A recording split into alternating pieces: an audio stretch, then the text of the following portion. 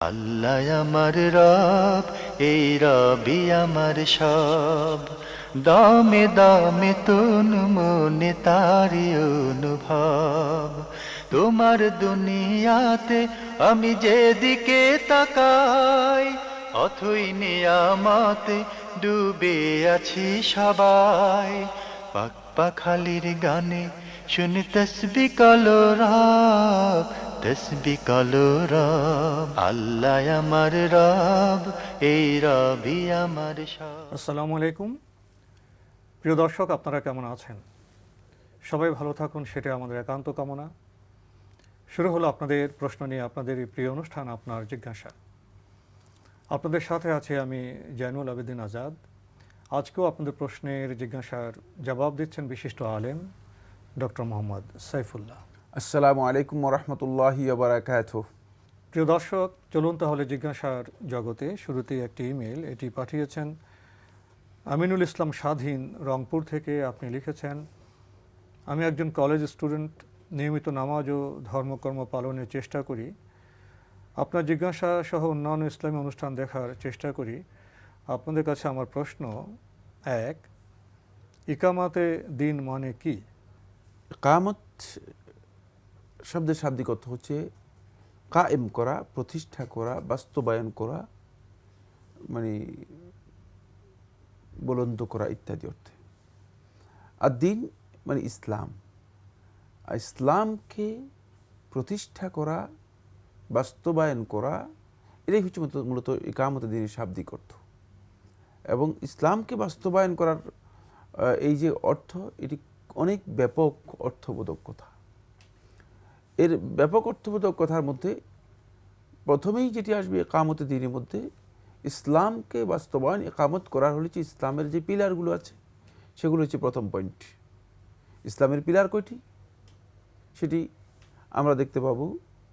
আল্লাহ নবী সাল্লাল্লাহু আলাইহি ওয়াসাল্লামকে যখন জিজ্ঞেস করা হয়েছে তখন তিনি স্পষ্ট করে দিয়েছেন, মানে মাল ইসলাম আও আখবিরনি আনিল ইসলাম, হাদিসে জিবরিলের মধ্যে ইসলাম কি, ইসলাম সম্পর্কে আমাকে জানান। তখন রাসূলুল্লাহ সাল্লাল্লাহু আলাইহি ওয়াসাল্লাম স্পষ্ট করে বলেছেন, আল ইসলামু আন তাশহাদা আল্লা ইলাহা ইল্লাল্লাহ ওয়া আন্না মুহাম্মাদুর রাসূলুল্লাহ। প্রথম ইসলাম হচ্ছে, ইসলামের প্রথম পয়েন্ট হচ্ছে শাহাদাতাইন, দুইটি সাক্ষ্য নিজের জীবনে সত্যিকারভাবে বাস্তবায়ন করা। এটা হচ্ছে যেহেতু ইসলামের মূল আকীদার বিষয়, মূল কনসেপ্ট, চিন্তা চেতনার বিষয়, এর উপর ইসলামের সব কিছু ভিত্তি করে। তাওহীদ, প্রথম হচ্ছে তাওহীদের সাক্ষ্য দেয়া, দ্বিতীয় হচ্ছে মুহাম্মদ রাসূলুল্লাহ সাল্লাল্লাহু আলাইহি ওয়াসাল্লামের রিসালাতের বিষয়ে মেনে নেয়া। এই বিষয় প্রথম পয়েন্ট।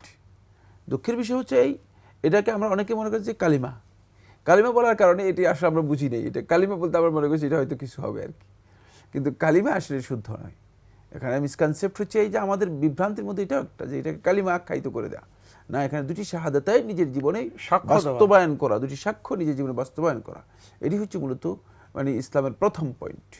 আর এটাই হচ্ছে ইসলামের মূল ভিত্তি, যার উপর ইসলামের সমস্ত চিন্তা চেতনা এবং আকীদা প্রতিষ্ঠিত। এবং এটার যতদিন পর্যন্ত এটা বাস্তবায়িত না হবে ততদিন পর্যন্ত সেকেন্ড পয়েন্ট নেই, মানে সেকেন্ড পয়েন্ট আসবে না। দলিল আছে সহিহ বুখারী ও মুসলিম হাদিসের মধ্যে মুআয ইবনে জাবাল রাদিয়াল্লাহু আনহু বর্ণনা করেন, তিনি বলেন রাসূলুল্লাহ সাল্লাল্লাহু আলাইহি ওয়াসাল্লাম বললেন, ইয়া মুআয ইন্নাকা তা'তি কওমান আহলা কিতাব, হে মুআয তুমি এমন এক সম্প্রদায়ের কাছে যাচ্ছ যারা আহলে কিতাব, তাদের কাছে তুমি যাচ্ছ, তোমাকে প্রেরণ করা হচ্ছে। যখন ইয়ামানের দিকে রাসূল সাল্লাল্লাহু আলাইহি ওয়াসাল্লাম মুআয ইবনে জাবাল রাদিয়াল্লাহু আনহুকে প্রেরণ করলেন, তখন তিনি বললেন যে তুমি ইয়ামানে যাচ্ছ, আহলে কিতাবদের কাছে যাও। ফালইয়াকুন আউওয়ালা মা তাদউ ইলাইহিম শাহাদাতু আল্লা ইলাহা ইল্লাল্লাহ। সর্বপ্রথম তোমার যে দাওয়াত হবে সেটা হচ্ছে শাহাদাতু আল্লা ইলাহা ইল্লাল্লাহ ওয়া আন্না মুহাম্মাদুর রাসূলুল্লাহ, যে আল্লাহ রাব্বুল আলামিনের তাওহীদের শাহাদাত এবং মুহাম্মদ সাল্লাল্লাহু আলাইহি ওয়াসাল্লামের রিসালাতের শাহাদাত, এই দুই শাহাদাতের দিকে সর্বপ্রথম তুমি তাদেরকে দাওয়াত দিবে। ফাইনহুম আতাউকা লিযালিক, যদি তারা এই দুই শাহাদাতাইনকে বাস্তবায়নের বিষয়ে স্বীকৃতি দিয়ে মেনে নেয়, ফাইনহুম আতাউকা লিযালিক, যদি এটাকে মেনে নেয় তারা, এর জন্য আনুগত্য করে, ফাআলিমহুম, তারপর তাদেরকে জানাও আন্নাল্লাহ আফতারাদা আলাইহিম ফিল ইয়াউমি ওয়াল লাইলাতি খামসা সালাওয়াত, যে আল্লাহ রাব্বুল আলামিন তাদেরকে দিন এবং রাতের মধ্যে 5 ওয়াক্ত সালাত ফরজ করেছেন। তাহলে বোঝা গেল যে মূলত শাহাদাতাইন থেকে মূলত ইকামতে দ্বীনের কাজ শুরু হবে। এবং শাহাদাতাইন ঠিক না থাকলে তো, তাওহীদ যদি কোনো ব্যক্তির ঠিক না থাকে, তাহলে সে কিসের মানে তাকে কোন ইকামতে দ্বীনের কথা তাকে আপনি বলবেন? প্রশ্নই আসে না, তার ইকামতে দ্বীন বলতে কিছুই নেই। এজন্য মানে প্রথম পয়েন্ট হচ্ছে শাহাদাতাইন। এরপরে রাসূলুল্লাহ সাল্লাল্লাহু আলাইহি ওয়াসাল্লাম বলতেছেন ওয়া আন তুকিমাস সালাহ, তুমি সালাত কায়েম করবে। সালাত কায়েম না করে ইকামতে দ্বীন নেই। ইকামতে দ্বীনের কিন্তু প্রথম পয়েন্ট, এগুলো হচ্ছে মূল পয়েন্ট। আন তুকিমাস সালাহ, তুমি সালাত কায়েম করবে। ওয়া তুতি যাকাত, এবং যাকাত আদায় করবে। তোমার উপর যে ফরজ যাকাত রয়েছে, ফরজ যাকাত আদায় করবে। ওয়া তাসুমা রমাদান, রমাদান মাসে সিয়াম পালন করবে। ওয়া তাহুজ্জা বাইতুল্লাহিল হারাম ইন ইসতাতা'তা ইলাইহি সাবিলা, আল্লাহ রাব্বুল আলামিনের ঘরের হজ আদায় করবে যদি ইন ইসতাতা'তা ইলাইহি সাবিলা, যদি তোমার সেখানে যাওয়া পর্যন্ত তোমার সক্ষমতা আসে। ইসলামের এই 5টি পিলার হচ্ছে প্রথম ইকামতে দ্বীনের মধ্যে অন্তর্ভুক্ত। এগুলো বাস্তবায়ন করতে হবে প্রত্যেকটি ব্যক্তি নিজের জীবনে, এবং এগুলো বাস্তবায়ন করতে প্রত্যেকটি ব্যক্তির সমাজে এবং সর্বত্র। এগুলো বাস্তবায়ন করার নামই হচ্ছে মূলত ইকামতে দ্বীন। খুব ব্যাপক বিষয়ে আমরা সংক্ষেপে বলার চেষ্টা করলাম প্রিয় দর্শক। ভাই আমিনুল ইসলাম স্বাধীন, আপনি আরও জানতে চেয়েছেন তাবলিগের 3, 7, 40 দিনের চিল্লার ভিত্তি কী?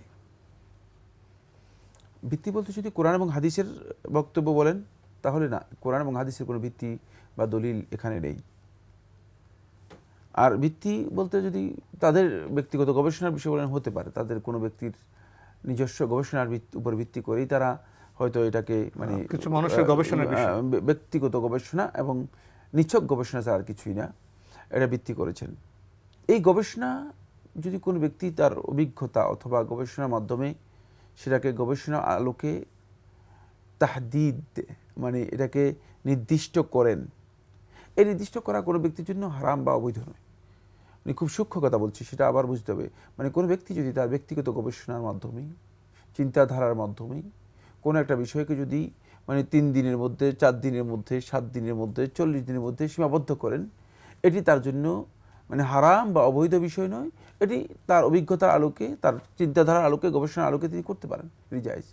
কিন্তু সেই বিষয়টাকে, ওই নির্ধারণটাকে মানে 3 দিন, 7 দিন অথবা 10 দিন অথবা 40 দিন, ওই নির্ধারিত ওই সময়টাকে যদি তিনি শরীয়তের বিষয় হিসেবে অথবা তাআব্বুদ ইবাদত সম্পৃক্ত বিষয় হিসেবে অথবা ইবাদত হিসেবে এটাকে যদি আখ্যায়িত করেন এবং এটাকে ইবাদতের ফজিলত যে রয়েছে, ফজিলতের মর্যাদা নিয়ে যান, তাহলে এটি ইসলামী শরিয়া অনুযায়ী গর্হিত কাজ, বেদাত এবং হারাম, এই পৃথিবীতে সবচেয়ে নিকৃষ্ট কাজের মধ্যে অন্তর্ভুক্ত। যেহেতু রাসূল সাল্লাল্লাহু আলাইহি ওয়াসাল্লাম হাদিস দ্বারা এটি প্রমাণিত, এটা বেদাতের মধ্যে পড়ে যাবে। তাই যদি এটাকে মনে করা হয় থাকে 3 দিন যদি চিল্লা দেন তিনি এই ফজিলত, 40 দিনে যদি এক চিল্লা দেন তিনি এই মর্যাদা এবং এর ফজিলত এই, এবং সেটাকে যদি কেউ প্রমাণ করার জন্য চেষ্টা করেন, তাহলে তিনি সত্যিকার অর্থে নিছক মানে বেদাত করছেন তা নয়, সবচেয়ে নিকৃষ্টতম একটি কাজের মধ্যে লিপ্ত হয়েছেন এবং হারাম কাজে লিপ্ত হয়েছেন। এটি মোটেও জায়েজ নেই, কারণ উপর দলিল নেই, দলিল দেওয়ার মতো কোনো কোরআন এবং হাদিসের। কারণ এই 1940 সনে তাবলিগ জামাতের এই গবেষণা শুরু হয়, মানে এটার স্টার্টিং 1940 সনে। তাহলে সুস্পষ্টভাবে আমাদের এটা জানা কথা যে রাসূল সাল্লাল্লাহু আলাইহি ওয়াসাল্লামের হাদিসের মধ্যে এর জন্য মানে নির্দিষ্ট কোনো দলিল পাওয়ার কোনো সুযোগ নেই। সুতরাং এটাকে নির্দিষ্ট করার সুযোগ নেই। গুরুত্বপূর্ণ প্রশ্ন চলে আসে। আমরা আলাপ করছিলাম তাবলিগের 3, 7, 40 দিনের চিল্লার ভিত্তি কি। প্রসঙ্গত এখানে কয়েকটি মৌলিক বিষয় চলে আসে। সেটা হলো রাসূল সাল্লাল্লাহু আলাইহি ওয়াসাল্লামের সময় কি ইসলাম বা দিনকে পূর্ণাঙ্গ রূপ দেওয়া হয়নি? আরেকটি প্রশ্ন জাগে, ইসলাম কিভাবে পালন করতে হবে, সেটা জীবনযাপনের কথা বলি, আত্মশুদ্ধির কথা বলি, সেটা কি নবী সাল্লাল্লাহু আলাইহি ওয়াসাল্লাম আমাদের দেখিয়ে যাননি? সেখানে কি কোনো অপূর্ণাঙ্গতা রয়েছে? এই প্রশ্ন কি এসে যায় না? হ্যাঁ, এটি আসবে তো অবশ্যই। কারণ ইসলামের মধ্যে কোরআনে কারীমে সূরা আল মাইদার 4 নম্বর আয়াতের মধ্যে স্পষ্ট করে দেওয়া হয়েছে, আল-ইয়াওমা আকমালতু লাকুম দীনাকুম ওয়া আতমামতু আলাইকুম নি'মাতি ওয়া রাদিতু লাকুমুল ইসলামা দীনা। ইসলাম তো পরিপূর্ণ। সুতরাং পরিপূর্ণ অর্থটা কি? পরিপূর্ণ অর্থ হচ্ছে দুটি মৌলিক কথা।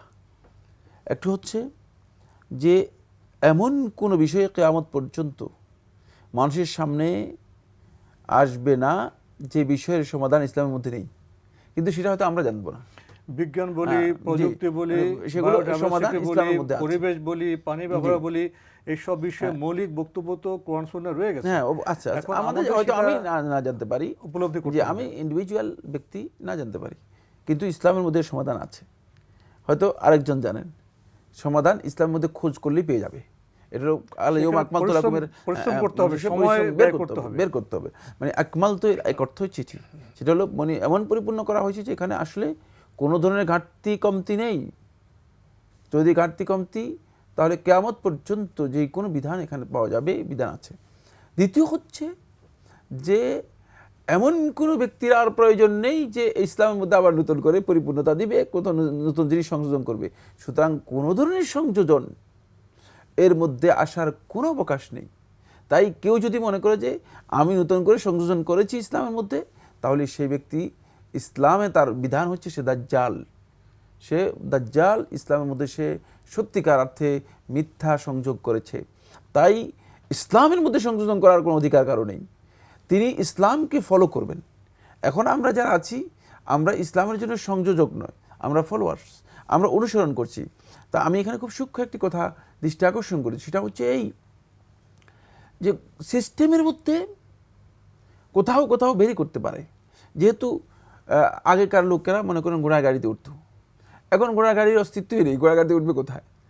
তাই কোনো ব্যক্তি হয়তো এই কথা বলতে পারেন যে রাসূলুল্লাহ সাল্লাল্লাহু আলাইহি ওয়াসাল্লাম মানে ঘোড়ায় করে গিয়ে হজ করেছেন, এখন আমিও ঘোড়ায় করে গিয়ে হজ করব। মানে এটা সে বলার সুযোগ আছে। কিন্তু রাসূলুল্লাহ সাল্লাল্লাহু আলাইহি ওয়াসাল্লামের সময় ঘোড়া গাড়ি ছিল বলেই ঘোড়া গিয়েছেন। এখন যেহেতু আমাদের ঘোড়া গাড়ির চেয়েও আরো মানে দ্রুত যান রয়েছে, মূল বিষয়টা সেখানে ঘোড়া উদ্দেশ্য ছিল না, বাহনটা উদ্দেশ্য ছিল। তো এই জন্য আসলেই মানে আমাদের ইসলামে তো এই বিষয়ে বক্তব্য আছে যে তোমরা সহজ জিনিসকে গ্রহণ করো। আমাদের মিসকনসেপ্ট হচ্ছে এখানে যে আমরা মানে এমন কতগুলো বিষয় আছে যেগুলোকে ইসলামের মধ্যে ঢুকিয়ে দিয়ে আমরা অবৈধ বিষয়গুলোকে ইসলামের মধ্যে ঢুকানোর জন্য চেষ্টা করছি। সেটা হলো কি সিস্টেম যেগুলো আছে, যেগুলো মাধ্যম আছে, উপায় উপকরণ আছে, সেগুলো ইসলাম অনুমোদন আগেই কমন অনুমোদন দেওয়া আছে, কিয়ামত পর্যন্ত সেগুলোর মধ্যে পরিবর্তন আসতে পারে। সেই সিস্টেমের ক্ষেত্রে যদি কেউ মনে করে যে না আমি একটা গবেষণা করি, আমি মনে করেছি যে মানে এটা যদি মানে 10 দিন পর্যন্ত কেউ একাধারে করে হয়তো তিনি উপকৃত হতে পারেন। যেমন ডাক্তার যখন ওষুধের কথা বলেন তখন তিনি 7 দিন বা 5 দিন বলে দেন। এখন এই বিষয়টি যদি সেই কারণে নির্দিষ্ট করা হয়ে থাকে, সিস্টেমের কারণে নির্দিষ্ট করা হয়ে থাকে, এবং সেটা যদি তার অভিজ্ঞতার বিষয় থাকে অথবা তার গবেষণার বিষয় থাকে, তাহলে এটা গর্হিত কাজ হবে না। কিন্তু যদি মনে করা হয় যে না এই 40 দিন এই ইবাদতের সাথে সম্পৃক্ত বিষয়, এটি ফজিলতের বিষয়, এবং এই 40 দিন যদি কেউ বের হয় চিল্লাই দেয় তাহলে তার ফজিলত এই, মর্যাদা এই, তাহলে এটি তাআব্বুদি ইবাদত সম্পৃক্ত বিষয়, কারো জন্য অধিকার নেই। এটাকে নির্দিষ্ট করা যতক্ষণ পর্যন্ত দলিলের মাধ্যমে এই প্রমাণ না দিতে পারবে, তাই এক্ষেত্রে এটি হারাম হয়ে যাবে এবং গর্হিত কাজ হবে। আমাদের ভাই আমিনুল ইসলাম স্বাধীন আরও লিখেছেন, আল্লাহ এক, রাসূল এক, ধর্ম এক, তাহলে মাযহাব এত কেন? মাযহাব যে এত কেন, এর কারণ হচ্ছে মানুষের কোরআন এবং হাদিস এর বুঝের ক্ষেত্রে তারতম্যের কারণে, এবং কোরআন এবং হাদিসের বক্তব্য লোকদের কাছে না পৌঁছার কারণে। মানে অনেকগুলো কারণ রয়েছে এর জন্য, এর উপর অনেকগুলো বই রয়েছে, শুধু কারণ মানে আপনি যে শর্ট কোশ্চেন করেছেন মনে করেছেন যে হয়তো খুব সংক্ষিপ্ত প্রশ্ন করেছি উত্তর পেয়ে গেলাম, ব্যাপারটি এমন না। এর উপর অনেকগুলো বই লিখিত হয়েছে। তো মানে মোদ্দা কথা যেটা, সেটা হচ্ছে এই মাযহাব যেটাকে বলছেন, এটা হচ্ছে অপিনিয়ন, অভিমত, গবেষণা। মানে আমার মনে হচ্ছে যেন পৃথিবীতে যতগুলো মানুষ আছে ততগুলো মাযহাব হতে পারে, কারণ প্রত্যেকটা মানুষের তো একটা অপিনিয়ন আছে। সুতরাং এটি কোনো কঠিন কিছুই না, এটা কোনো নিষিদ্ধ কিছুই না, হারাম কিছুই না, এটা কোনো কঠিন বক্তব্যও না। কারণ মাযহাবটা হচ্ছে অপিনিয়ন, যে কোনো ব্যক্তির বক্তব্য, অভিমত। এটা মানে আপনার বক্তব্য একটা হতে পারে, আমার বক্তব্য একটি হতে পারে, আবার আরেক আলেমের বক্তব্য আরেকটি হতে পারে, বক্তব্যের মধ্যে মতবিরোধ হতেও পারে, মানে বক্তব্যের মধ্যে দ্বিমত হতে পারে। মানে মাযহাবের এই মানে আধিক্য, এটা মূলত কোনো ধরনের জটিলতা তৈরি করে নাই। জটিলতা তৈরি করেছে মাযহাবকে দ্বীন মনে করে, মাযহাবকে একমাত্র মানে ফরজ নিজের উপর করে নিয়ে এর জন্য গোড়ামি করাটা হচ্ছে আমাদের জন্য জটিলতা। এখানে আপনার সামনে একটি বিষয় পেশ করতে চাই। আমাদের এখন তো খুব পরিধানযোগ্য মাযহাব 4টি। মাযহাবের ইমামরা যে কথা বলে গেছেন, আমরা যারা ভক্ত ফলোয়ার, আমরা কি সেই কথা জানি, মানি? মাযহাব ইমাম তো কখনো তাদের মাযহাবকে দিন বলেননি, না, বরং কোথাও বলে বলেনি। গেছেন যে বিষয়ে তার গবেষণা করেছেন, যে তার বিপরীতে হাদিস পাওয়া যায়, হাদিসটাকে তার মাযহাব হিসেবে গণ্য করেছেন। মাযহাবের যে সম্মানিত ইমামরা তাদের সময়ে দিনকে সহজ করার চেষ্টা করেছেন, এবং তাদের সময়ে তো সব হাদিসগুলো তারা পাননি, যে যতটুকুন পেয়েছেন ততটুকুনের মাধ্যমে চলেছেন, যা পাননি গবেষণা করেছেন, কারণ সে হাদিস পাওয়ার পর তো সেখানে গবেষণা চলে না। এবং আমরা অনেকেই কথা জানি না, এখন আমাদের কাছে আলহামদুলিল্লাহ যেভাবে গ্রথিত অবস্থায় হাদিসগুলো এসছে, অনেক সম্মানিত ইমামের জীবনে সে হাদিস মাত্র শুরু হয়েছে, হাদিসের গ্রন্থই ছিল না, পাননি। যে বিষয়ে পাননি সে বিষয়ে তারা গবেষণা করবেন না। আবার গবেষণা করার সাথে তারা এই কথা বলে গেছেন যে যদি তার কোনো গবেষণার সাথে হাদিসের বক্তব্যের বৈপরীত্য লক্ষ্য করা যায়, তাহলে তার বক্তব্যকে দেওয়ালের উপরে ছুঁড়ে ফেলতে বলা হয়েছে। তাহলে আমাদের সম্মানিত ইমামরা তো তাদের আল্লাহ এক ছিলেন, রসুল এক ছিলেন, ধর্ম এক ছিলেন, মানহাজ ছিল রাসূল ইসলামের মানহাজ। তো তাদের যে কিছু গবেষণার যে ভিত্তি প্রয়োজন কি ছিল তাও তো আমরা জানি না। না, এটি গবেষণা অভিমত পেশ করেছেন, অভিমত পেশ করাটা তার জন্য জায়েজ ছিল, বৈধ ছিল, এবং তাদের অভিমতের অনুসরণ করাও জায়েজ। কিন্তু সমস্যা তৈরি হয়েছে, যেটা আমি বললাম, বলে গেছেন তাদের কোনো অভিমতের সাথে যদি হাদিসের সংঘর্ষ হয়, তারা বলেছেন ওই হাদিসটা আমার মাযহাব, ওই কাজটা আমরা করতে চাই। আমরা দুইটা কাজ করেছি অতিরিক্ত, সেটা হলো এই মাযহাবটাকে দিন বানিয়ে নিয়েছি। দ্বিতীয় যেটা করেছি সেটা হলো মানে এটাকে অনুসরণ করাটা আমার নিজের উপর ফরজ করে দিয়েছি। তাহলে বোঝা গেল যদি আমি মাযহাবকে অনুসরণ করা ফরজ করাটাই, যদি মাযহাবটাকে অনুসরণ করা আমি ফরজ মনে করি, তাহলে ইসলাম আমার কোথায় গেল? ইসলাম অনুসরণ আমি কোথায় করব? আমরা মাযহাবে অনুসরণ করব জ্ঞান নেওয়ার জন্য। ফলে তারা মানে ইসলামের সাথে সরাসরি একটা অপোজিশনে নিয়ে গিয়েছে মাযহাব, দ্বন্দ্বিক অবস্থা। হ্যাঁ, এই কাজটি মূলত শুদ্ধ হয়নি। ফলে আমাদের সমাজের মধ্যে একদল লোক নিজেদের হয়তো জাহিলিয়াতের কারণে, অজ্ঞতার কারণে, অথবা এই বিষয় সম্পর্কে তাদের আসলে উদারতার অভাব থাকার কারণে, কারণ অনেক লোক আছে গোড়ামির এমন পর্যায়ে পৌঁছে গিয়েছে যে মানে নাক, কান, চোখ সবগুলো মনে হয় যেন তালা লাগানো, কিছু শুনতেই রাজি না, কোনো বিষয় সম্পর্কে সত্যিকার জ্ঞান নেওয়ার কোনো মানে চিন্তাই তাদের মাথার মধ্যে নেই। এমনকি আপনি হয়তো বাক হবেন, কোনো কোনো মাওলবীকে আমরা এটা লক্ষ্য করে আসতেছি যে বলতেছে রাসূল সাল্লাল্লাহু আলাইহি ওয়াসাল্লাম মাযহাবের অনুসরণ করেছে। মানে কত জাহিলি কথা হলে, মানে কারণ এরাও এই লোকগুলোই জানে যে মাযহাবের মানে সংকলনের কাজ ৬ষ্ঠ শতাব্দীর পরে হয়েছে, মাযহাবের বহু পরে। মানে মাযহাব ওলামায়ে কেরামের যে বক্তব্যগুলো ছিল সেগুলো মাযহাব আকারে ছিল না, সেগুলো নিয়ে এত গোড়ামি ছিল না। কিন্তু ৬ষ্ঠ ৭র্থ শতাব্দীর শেষের দিকে এসেও কিছুটা মানে আলেমদের বক্তব্য প্রতি মানুষের শ্রদ্ধা ছিল, মানুষ অনুসরণ করতো, আলেমদেরকে সম্মান করতো, কোনো মানে এগুলো নিয়ে গোড়ামি ছিল না। কিন্তু ৬ষ্ঠ শতাব্দী মানে এসে এমন পর্যায়ে চলে গেল যে মনে হলো যেন এটাই দিন আর বাকিটা দিন না, মনে হলো যেন এই ইমামই একমাত্র মানে আল্লাহর পক্ষ থেকে প্রেরিত রাসূল, আর কোনো ইমাম মানে কোনো বক্তব্য শুদ্ধ না। ফলে লোকদের মধ্যে একটা গোড়ামি তৈরি হলো, এবং এই গোড়ামির কারণে ইসলামের বড় ক্ষতি হয়েছে, অনেকগুলো ক্ষতি হয়েছে। কারণ মুসলিমরাই মানে নিজেদের মধ্যে কোন্দলে লিপ্ত হয়, পরস্পরের প্রতি মানে অবজ্ঞা তৈরি হয়েছে, বিদ্বেষ তৈরি হয়েছে, শক্তি চলে গিয়েছে, মুসলমানরা নিজেদের ক্ষতি করেছে। তাই এই ভাই যে প্রশ্ন করেছেন, এটা মূলত মানে এই কথা বলার সুযোগ নেই যে মাযহাবের কারণে ইসলামের ক্ষতি হয়েছে, নাউজুবিল্লাহ। বরং মাযহাবটা ইসলামকে উদার হওয়ার জন্য সহযোগিতা করেছে এবং ইসলামকে সুন্দরভাবে পালন করতে মানুষের জন্য সহায়তা করেছে। কিন্তু মাযহাবের একদল মাযহাবপন্থী লোক নিজেদের গোড়ামির কারণে ইসলামের সবচেয়ে বেশি ক্ষতি করেছেন, এবং তারাই মূলত মাযহাবের ক্ষতি করেছেন। তো আজকে আমাদের এখানে শেষ করতে হচ্ছে। আপনাকে অনেক ধন্যবাদ। আপনাকে অশেষ ধন্যবাদ। প্রিয় দর্শক, আমরা যারা মাযহাবের ভক্ত আছি, অনুসারী আছি, বিনীত অনুরোধ জানাবো, সম্মানিত মাযহাবের সম্মানিত ইমাম কি বলেছেন, কি নির্দেশনা দিয়ে গেছেন, কি আমল করেছেন, সেগুলি যদি আমরা আরও বেশি করে জানার চেষ্টা করি, তাহলে দেখা যাবে মাযহাবের বৈচিত্র্য নিয়ে আমাদের মধ্যে দ্বন্দ্ব সংঘাত হবে না। এক মাযহাবের ভাই অন্য মাযহাবের ভাইকে সম্মান করতে জানবেন এবং ভ্রাতৃত্বের বন্ধনে আলোকিত হতে পারবেন।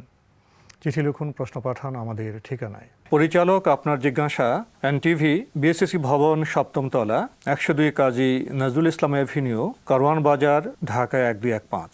আপনারা ইমেলও করতে পারেন। আমাদের ইমেল অ্যাড্রেস আপনার জিজ্ঞাসা @ntvbd.com। প্রিয় দর্শক, আপনারা আমাদের অনুষ্ঠান এনটিভি অনলাইনেও দেখতে পারবেন। ভিজিট করুন www.ntvbd.com। দর্শক, আপনারা সবাই নিরাপদে থাকুন শান্তিতে। আসসালামু আলাইকুম আল্লাহ আমার রব, এই রবি আমার সব, দামে দামে তন মনে তারি অনুভব। তোমার দুনিয়াতে আমি যেদিকে তাকাই, অথই নিয়ামতে ডুবে আছি সবাই।